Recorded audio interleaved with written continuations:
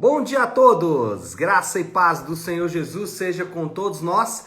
Uma ótima quinta-feira para todos. Hoje é dia 2 de março de 2023. Seja muito bem-vindo ao nosso devocional de hoje. E nesta quinta-feira, dando sequência à nossa maratona de leitura bíblica, vamos de Lucas, capítulo 19, 20 e 21. O tema do devocional de hoje é um discurso profético. Por quê? Nós vamos tratar aqui no devocional de hoje do discurso de Jesus sobre o fim dos tempos. É isso mesmo. Jesus falou sobre o futuro, Jesus falou sobre como seria o fim dos tempos e o discurso de Jesus é um pouco assustador para alguns ouvidos mais sensíveis, né? Jesus não aliviou, pelo contrário, de maneira muito efetiva, nos colocou diante de um quadro que tem requintes de dor e também, obviamente, um triunfo absoluto, especialmente um triunfo dele e do seu povo no final de todas as coisas. Mas eu, obviamente, não vou conseguir ler todo o discurso está no capítulo 21, dos versículos 5 até o versículo 38, ou seja, é um percurso longo, né? É um trecho longo, então a gente não vai ler todo. Eu vou pegar uma parte aqui e a gente vai então, a partir desta parte, pensar no todo. Deixa eu ler o versículo 25 até o 28 primeiro. Então, Lucas 21, do versículo 25 até o 28, diz assim: haverá sinais no sol, na lua e nas estrelas. Na terra, as nações estarão em angústia e perplexidade, com o bramido e a agitação do mar. Os homens desmaiarão de terror, apreensivos com o que estará sobrevindo ao mundo. E os poderes celestes serão abalados. Então se verá o Filho do Homem vindo numa nuvem com poder e grande glória. Quando começarem a acontecer essas coisas, levantem-se, ergam a cabeça, porque estará próxima a redenção de vocês. Agora, um pulo aí, vamos para o versículo 34, eu vou ler o 34 até o 36. Diz assim: tenham cuidado para não sobrecarregar o coração de vocês de libertinagem, bebedeira e ansiedades da vida. E aquele dia venha sobre vocês inesperadamente, porque ele virá sobre todos os que vivem na face de toda a terra. Estejam sempre atentos e orem para que vocês possam escapar de tudo que está para acontecer e estar em pé diante do Filho do Homem. Eu não sei vocês, mas esse discurso de Jesus faz os ossos tremerem, né? Muitos dos pregadores atuais aí não se identificam muito com esse tipo de pregação de Jesus, né? Uma pregação muito dura, mas também triunfante. Uma pregação que mostra aonde deve estar a nossa esperança. Uma pregação cheia de esperança, mas esperança na coisa certa e no lugar certo. Vamos analisar o texto com cuidado? Primeiro, vamos tentar contextualizar aqui todo o texto. Nós estamos agora na última etapa do ministério de Jesus na terra. Jesus chegou em Jerusalém. Agora ele já está na cidade onde ele vai morrer e vai ressuscitar. Quando ele chega em Jerusalém, acontece algo interessante. Ele tem diversos embates ali com os judeus, especialmente aqueles judeus que eram líderes do povo. Fariseus, saduceus, alguns herodianos, enfim, Jesus tem diversos embates sobre eles, com eles. E um dos ensinos de Jesus é sobre a consumação de todas as coisas. Por quê? Porque havia, e eu vou abordar isso um pouco mais à frente, mas só para contextualizar, havia uma expectativa escatológica, ou seja, uma expectativa de conclusão por parte dos judeus que não estava alinhado com o que iria acontecer. Então Jesus, de certa forma, tenta alinhar eles a esse discurso.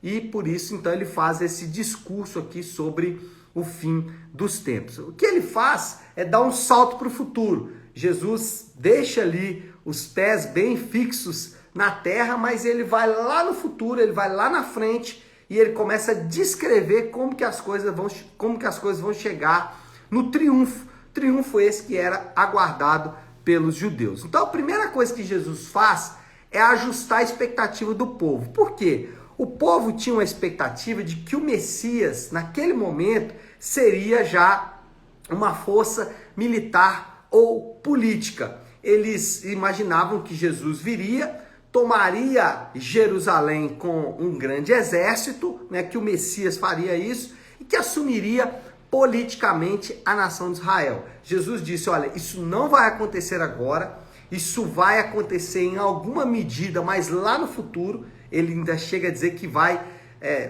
desfilar em um desfile triunfal, né? O Filho do Homem virá com poder e grande glória, só que isso vai ser lá no futuro. Por ora, as coisas não vão ser tão boas. Jesus disse que as coisas vão piorar e vão piorar muito. É isso para ouvidos triunfalistas, né? Para pessoas que imaginam que as coisas vão melhorar. Isso é um absurdo. Jesus diz, não, elas vão piorar e cada vez piorar mais e cada vez mais. Então, a ideia aqui de Jesus é dizer que o mundo, no atual cenário, e é o cenário que nós estamos hoje, vai piorar e não melhorar. Então, nós não devemos ter visões equivocadas deste mundo, visões até contrárias à visão de Jesus, em relação a esse mundo e a esse cenário, a essa existência que nós temos. A mensagem de Jesus é clara, vai piorar e não melhorar, vai piorar e vai piorar muito. Essa é a mensagem. E aí você fala, rapaz, então não estou entendendo. Pois é, mas aí depois ele vem e declara a sua vitória final. Diante do quadro desolador, Jesus avisa que ele vai retornar e vai retornar em triunfo.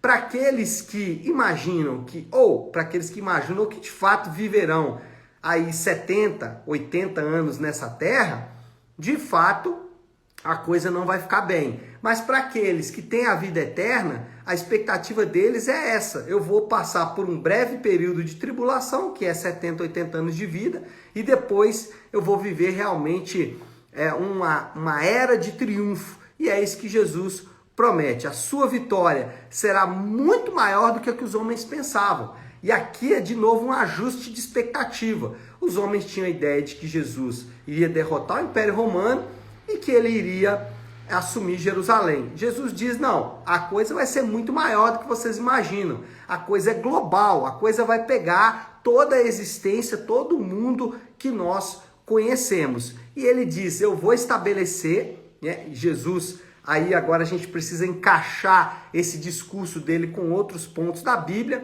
mas a verdade é que ele diz, olha, o meu reino vai ser um reino de justiça, santidade, paz e alegria. Justiça porque vai ser um reino justo, vai ser um reino onde nós vamos poder ver e desfrutar da justiça plena de Deus, mas também um reino de santidade, ou seja, o pecado ele vai perder completamente o seu poder sobre as nossas vidas. Satanás não vai ter mais como nos incentivar ao pecado, mas muito mais nos induzir ao pecado. Vai ser um reino de santidade, um reino de paz, porque de fato as guerras vão ser eliminadas, e principalmente um reino de alegria, porque a fonte de toda a nossa alegria estará plenamente, né? Não que ele não esteja hoje, mas estará plenamente conosco. Então, a ideia aqui é o seguinte, mostrar que o mundo como nós conhecemos, ele vai ruir, ele vai piorar, mas que o mundo vindouro de Deus, a promessa do mundo de Deus, do reino de Deus, é muito maior do que qualquer expectativa que nós possamos criar aqui nessa terra. A ideia de Jesus é mostrar que a nossa expectativa é muito aquém daquilo que ele de fato vai fazer. Os judeus tinham uma expectativa que era muito inferior à realidade daquilo que ele iria fazer. Bom, e os crentes? Então nós temos ali um alinhamento de expectativa. A expectativa dos judeus está equivocada, o mundo não vai melhorar, vai piorar, mas a vitória do Senhor Jesus, o triunfo dele é muito maior, e ele vai estabelecer uma nova ordem mundial no seu retorno. Assim que retornar, o mundo sofre uma reviravolta, e uma reviravolta muito boa, mas como deve ser o papel então dos seguidores de Jesus. E aí encaixa agora na nossa realidade atual. O versículo 34 do capítulo 21, ele é claro, ele fala assim: tenham cuidado para não sobrecarregar o coração de vocês de libertinagem, bebedeira e ansiedades da vida. Ou seja, os discípulos devem cuidar de suas vidas, eles devem estar atentos em oração com a sua própria vida, com a sua própria espiritualidade, com a sua própria caminhada com o Senhor, com o seu próprio coração. Jesus chega a dizer: não sobrecarregue o seu coração.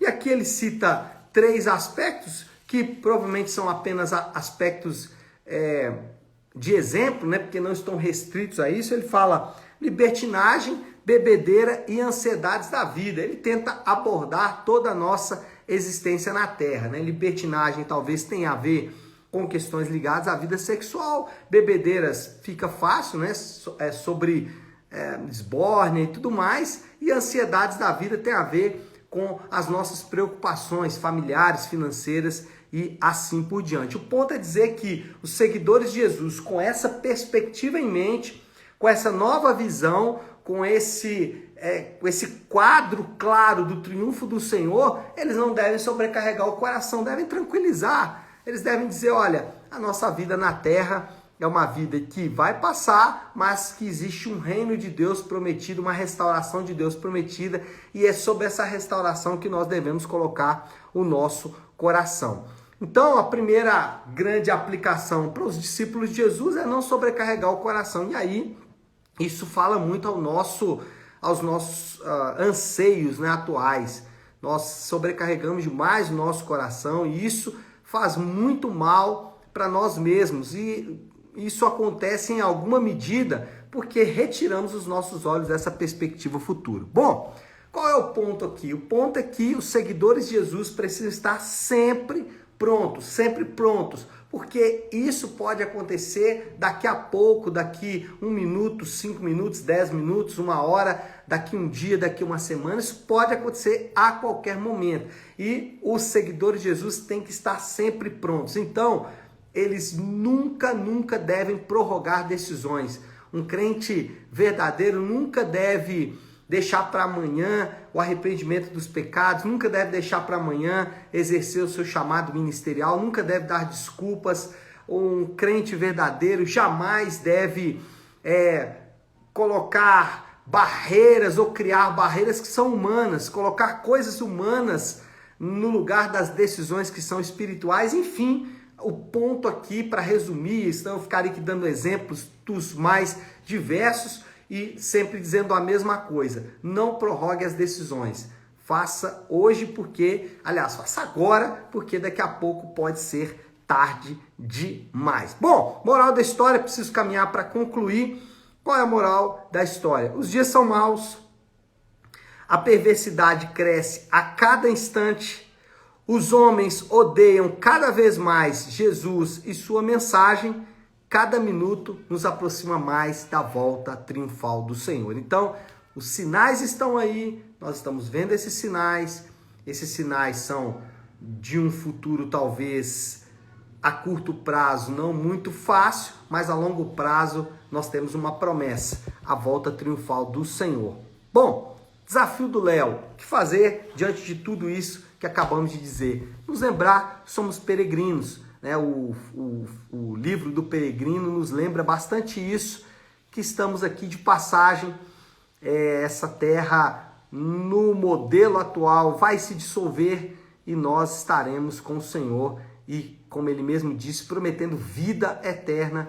E aí não é, claro, né, nas nuvens tocando harpinha com os anjinhos, mas é de fato vivendo um reino restaurado, em uma terra restaurada, com um sistema de governo restaurado e, de fato, com a nossa vida plena diante do Senhor. Tá certo? Vamos orar? Vamos colocar tudo isso aí diante de Deus. Se você puder, então, pare aí um instante aquilo que você está fazendo e vamos juntos buscar a Deus em oração.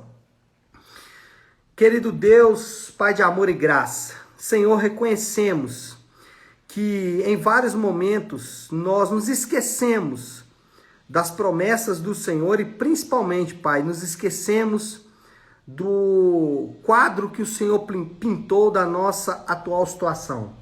E por causa disso o nosso coração fica, como o Senhor mesmo disse, sobrecarregado.